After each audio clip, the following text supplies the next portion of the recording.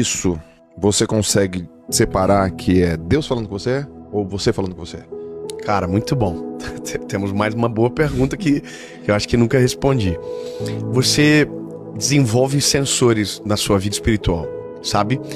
Quando você começa uma vida com Deus, você tá muito cru. Então meio que tudo parece que é Deus que tá falando com você. Tá bom. Você vê sinal em tudo, você vê recado em tudo, você acha que Deus está falando em todo o tempo. E por mais que Deus esteja falando com todo o tempo, nem sempre é com você. Tá bom. Sabe? Então, você vai aprendendo na vida a identificar quando é Deus a partir daquilo que você sente lá dentro. Porque a Bíblia fala que a paz deve ser a árbitra do nosso coração. Ou seja, se o que você ouviu não roubou a tua paz, você não pode dizer que é Deus que está falando com você. Porque a Bíblia fala de paz, ele sempre vem carregado de paz. Paz é a confiança plena de o que eu ouvi tá certo e quem me falou foi Deus. E isso é a paz verdadeira. Então, por exemplo, eu tenho um episódio comigo, cara, foi muito engraçado assim, porque foi no começo da minha associação evangelística. Eu precisava de um espaço como esse. E aí, olha que interessante, eu fui numa casa que tava pra vender e eu achei a casa fantástica. Achei tudo incrível, o terreno do jeito que eu achava maneiro. E no meio daquele lugar eu recebi uma ligação. E a ligação era de um cara.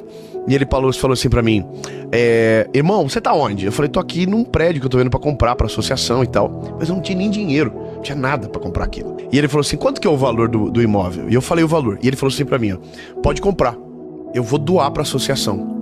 Cara, isso é Deus ou não é? Fala pra mim. Total, 100%. 100%. Aí que tá. Se você tem uma fé imatura, baseado na experiência do resultado que você deseja, tudo que você deseja vai ser Deus falando com você. Esse é um perigo muito grande, porque daí você começa a confundir os teus sonhos com os sonhos de Deus. Não, eu quero muito, então é o que Deus quer pra mim. Não, nem sempre.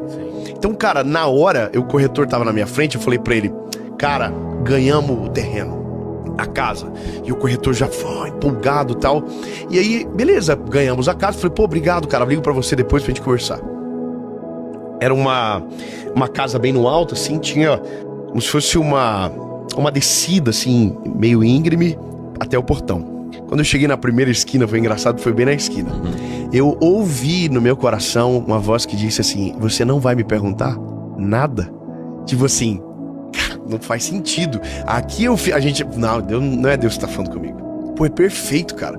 Eu vou ganhar, eu não tenho dinheiro. O cara liga na hora que eu tô dentro do prédio, ele tem um dinheiro pra pagar. E aí, cara, só que eu tenho muito temor no meu coração. Aí nós descemos e eu falei pro corretor, cara, eu já volto. Aí eu atravessei a rua.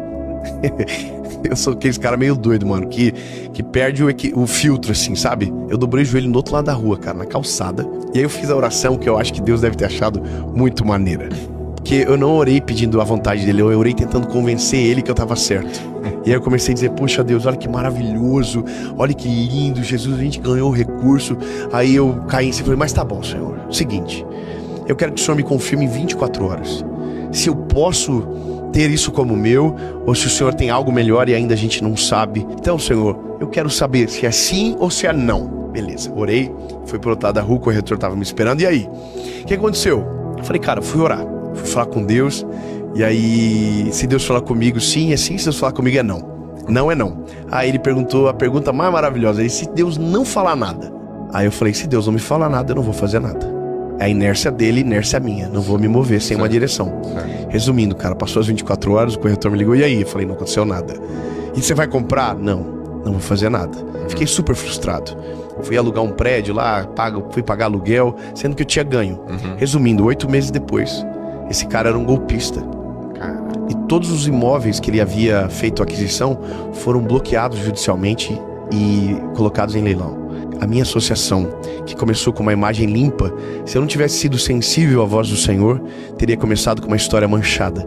Então entende que não dá pra você acreditar que só porque parece com aquilo que você deseja, é Deus que está falando. Às vezes a voz do Senhor vai vir de uma maneira que vai transformar, vai trazer inquietação pra você.